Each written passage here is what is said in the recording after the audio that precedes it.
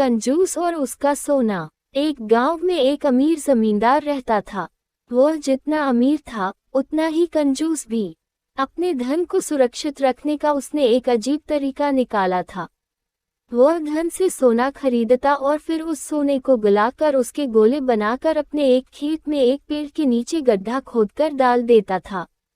रोज खेत जाना और गड्ढे को खोदकर सोने के गोलों की गिनती करना उसकी दिनचर्या का हिस्सा था। इस तरह वह सुनिश्चित करता था कि उसका सोना सुरक्षित है। एक दिन एक चोर ने कंजूस आदमी को गड्ढे में से सोना निकालकर गिनते हुए देख लिया।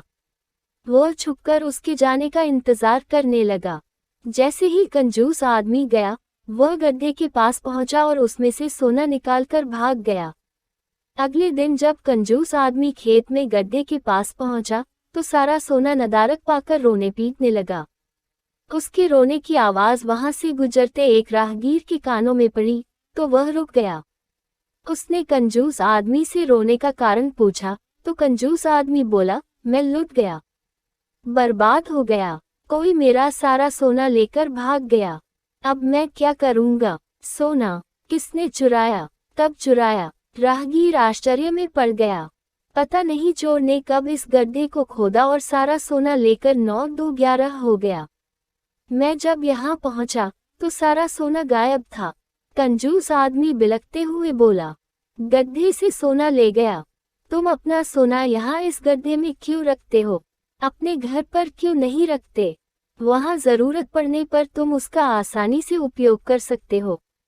राहगीर बोला, मैं अपने सोने को कभी हाथ नहीं लगाता। मैं उसे सहेज कर रखता हूँ और हमेशा रखता, यदि वो चोर उसे चुरा कर नहीं ले जाता। कंजूस आदमी बोला। ये बात सुनकर राहगीर ने जमीन से कुछ कंकड़ उठाए और उसे उस गड्ढे में डालकर बोला, यदि ऐसी बात है तो इन कंकड़ों को गड्ढे में डालकर गड्ढे को मिट्टी ढक दो और कल्पना करो कि यही तुम्हारा सोना है, क्योंकि इनमें और तुम्हारे सोने में कोई अंतर नहीं है। ये भी किसी काम के नहीं और तुम्हारा सोना भी किसी काम का नहीं था। उस सोने का तुमने कभी कोई उपयोग ही नहीं किया, नहीं करने वाले थे। उसका होना न होना बराबर था। सीख, जिस धन का कोई उपयोग न हो उसकी कोई मोल नहीं।